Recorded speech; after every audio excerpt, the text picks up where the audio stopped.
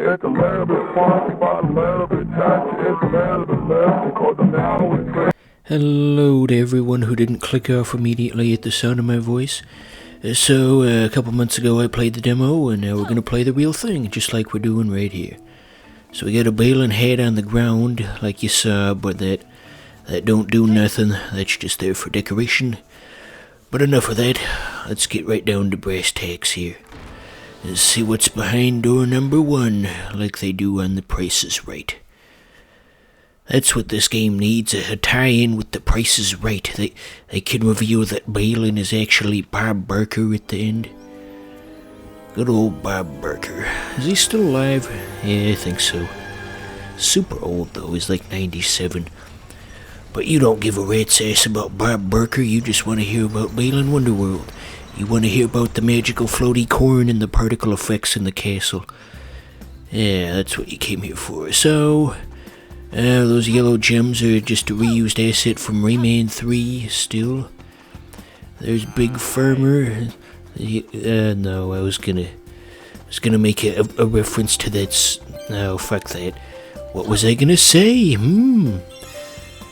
Okie doke. So we got, you got your standard thoroughfare for 3D platforming, run around, pick up the thing, rinse and repeat. So here's our first costume. You'll never believe what this one lets you do. Man, they just give away achievements for nothing. But anyway, yeah, can you believe that? This costume lets you jump in a 3D platformer. I ain't never seen nothing like it. Truly the wave of the future. But anyway, let's get it. Enough sarcasm. Let's try to get into what I actually think about this game. Personally, I think the complaints against it are a bit overblown. Just think that, douchebag YouTube people who are just trying to make easy views tend to exaggerate things. That just, make a video where they just film fairly normal stuff that doesn't stand out, and then this is the worst thing ever. It's the worst thing ever when you just did a normal jump. I don't see where you're coming from. But anyway, yeah, everyone else is wrong. Everyone's wrong about this game except me. It's not that bad. So here's our equivalent to Mario 64 stars. Yep, just like that. Quick and easy.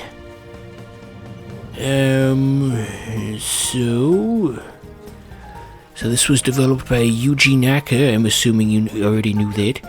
The creator of Sonic the Hedgehog and Nights into Dreams and Rodea the Sky Soldier and I think Choo Choo Rocket. And since you're a Let's Play fan, I'm assuming you haven't heard of pretty much any of that outside of Sonic. Pardon me for being such a pretentious douche. I really gotta stop doing that. I gotta give you some credit. Maybe you do know all those things. Yeah, the characters just fade away when you get close to them. That's gonna be a recurring theme throughout this Let's Play. Frankly, I don't know why they do that. Just the most ass-backwards thing I've ever seen. And now we're gonna go to the blue world. Gosh, wouldn't you just hate to live in this world? Just an endless blue void with rock formations occasionally. See, there's one now. We're gonna make this void even worse by taking away the one thing to look at. No longer is it a limitless blue void with rock formations, now it's just a blue void with nothing else. God, I have no sense of humor. This shit ain't funny at all. I gotta take some improv comedy classes like all the cool Let's Players. Alright, let's show that rock who's boss. This'll teach him to look at us funny. So the premise here is that if you can get excellent timing on every single one of these quick time events, then you get a Balan statue at the end. But if just one of them is wrong, then you get nothing.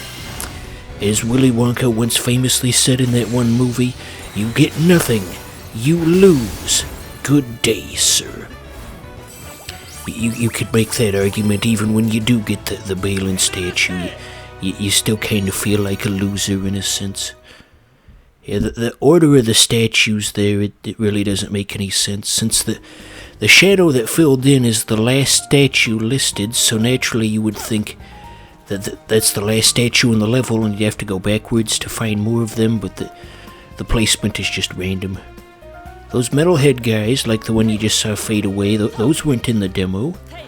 Those are new, so there's at least a few things they added, I suppose. Maybe 1 or 2 costumes here and there.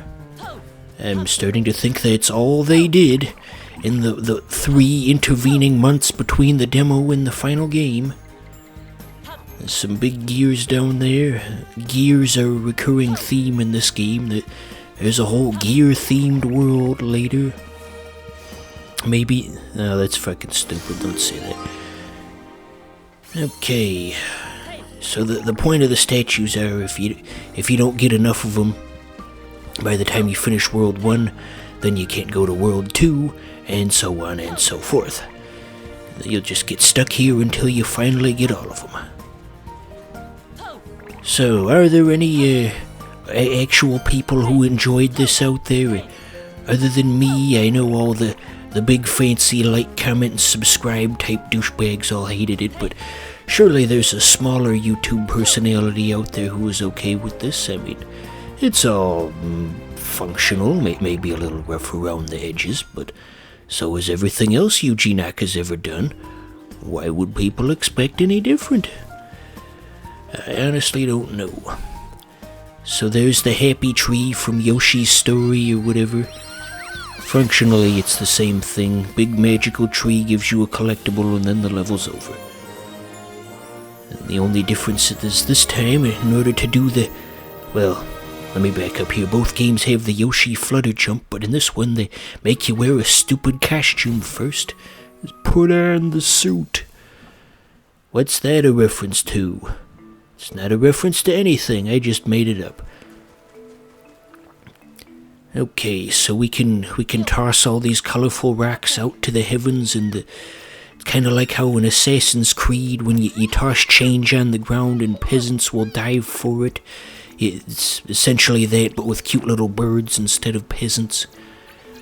Do they still do that in the new ones? They did that in 2, but that was like a decade ago, so there's a chance that people aren't gonna know what I'm referring to. Oh, why did I grow up into this socially autistic weirdo where nobody ever knows what I'm talking about? I try to talk to people about the things that interest me and they just look at me funny and don't say anything.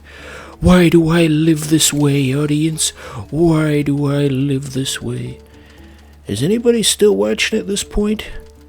Was anybody even watching to begin with? I think the answer is quite clear. Well, I like the design of Balan's character in this game. There's another positive. Wonder if anybody's dumped that model into like VR chat or something. I feel like if I were to go into VR chat with a model of Balan from Balan's Wonderworld, there would be just 2 possible reactions. Reaction number 1, what are you supposed to be? And reaction number 2, you're from that game that sucks. The Let's Players said that it's bad. I never played it personally, but I'm incapable of independent thought, so I just go to YouTubers to get all my opinions on things. So yeah, if you throw the birds around at each other, they lay eggs for some reason. This is a very confusing system. Truthfully, I've recorded enough footage for about 7 episodes of this, and I still don't understand how the system works. I think the more birds you have, the faster the timer ticks up, and then when the timer hits certain milestones, then you get closer to building the tower where you're gonna fight the final boss, maybe. And then feeding the birds the rocks causes them to lay eggs, which in turn creates more birds, and the system feeds on itself, and that's how you beef the numbers up. I'm pretty sure that's the essence of what's going on here. It kind of gives you the impression you can put them in the spokes of the wheel, but you can't. They've got a mind of their own. So yeah, just like the Chow Garden.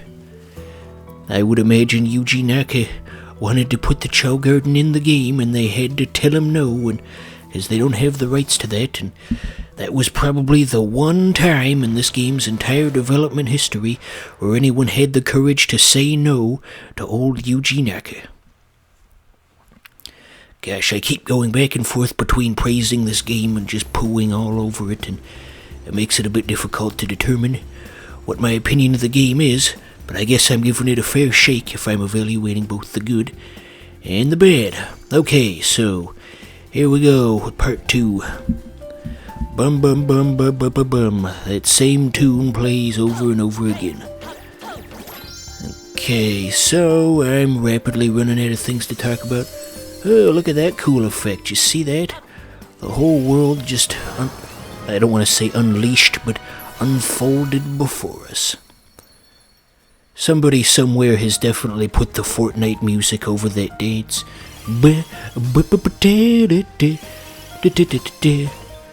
Some doofus who thinks he's entertaining with, I took thing from current game and mixed it with other thing from different current game. The world is terrible. There's another costume over there. Let's go take a look. We turned into that thing from Quest for Camelot. -1 head.